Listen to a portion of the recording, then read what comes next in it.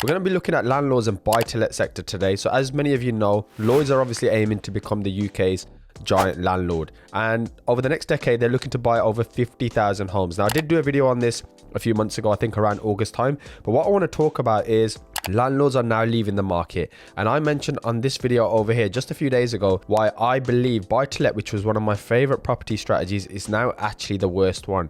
And I've shared another 11 on there where I'm actually pivoting towards and looking at, so you may want to check that out, my friends. But essentially what we're seeing now is reports that more landlords are now leaving the market, and also there are less actually buying them, because even from my perspective, and I'm sure from many of you guys who are much smarter than myself, the rates just don't make sense. Plus you've got CGT allowance, which obviously we know has now been reduced. On top of that, we've also got section 21 potentially coming in, EPC in 2025, which needs to be improved across many properties within the UK. And then of course you've just had section 24, which has never made life that much easier. So there's so many reasons why buy-to-lets are just not as profitable. And just the other day I did a quick short on this, that the number of landlords selling up has risen by nearly 13% in just 4 months. And I remember saying, it may have actually been on my TikTok, that if you're going to sell a property and you want to try and hit the top of the market, which of course, let's be honest, nobody knows when the top of the market is or the bottom. I did think that this summer was going to be pretty much towards the peak. And I said, after that, we're going to start to get a wobble. And then obviously we've seen rates increase and it's just not looking as enticing. Now, that's not because I'm a fortune teller. It's just because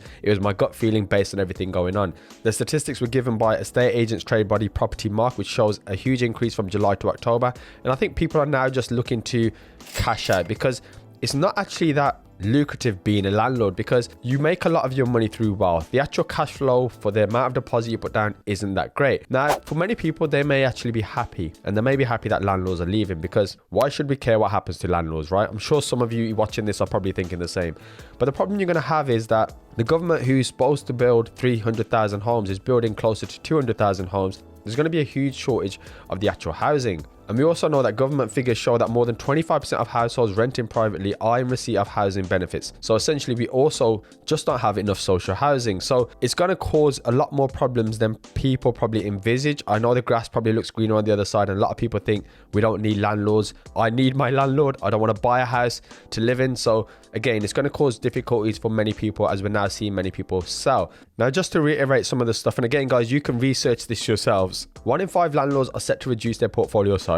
I have considered it myself, and one of the reasons I haven't is because many of my projects were buy, refurbish, refinance projects, or they were buy-to-lets I bought many years ago. So in terms of my initial investment and equity in that, I've pretty much got it all out. So for me now, I'm happy to kind of ride the tide. Now, obviously here, it just speaks about the EPC rating of C or above in 2025 is going to leave many landlords with little to no option but to sell. I think the renovation costs in some circumstances, I think sometimes you're going to need to evict a tenant in order to do that renovation, and they just might not see it as feasible. Now, there's a lot more stats here, but as you can see, more than 1 in 5 report that 1 or more mortgage deals have now fallen through, with 2 in 5, 40%, adding their lender has increased the loan rate on 1 or more properties in their portfolio. So as a result of this, 45% are planning to purchase lower value properties to remain under the stamp duty land tax, which is obviously £40,000, to combat the rising costs. So it's going to be interesting to see how landlords are navigating this. Let me know your thoughts in the comments down below, my friends. Hope you're well. Hope you don't sound like myself, and have an awesome day.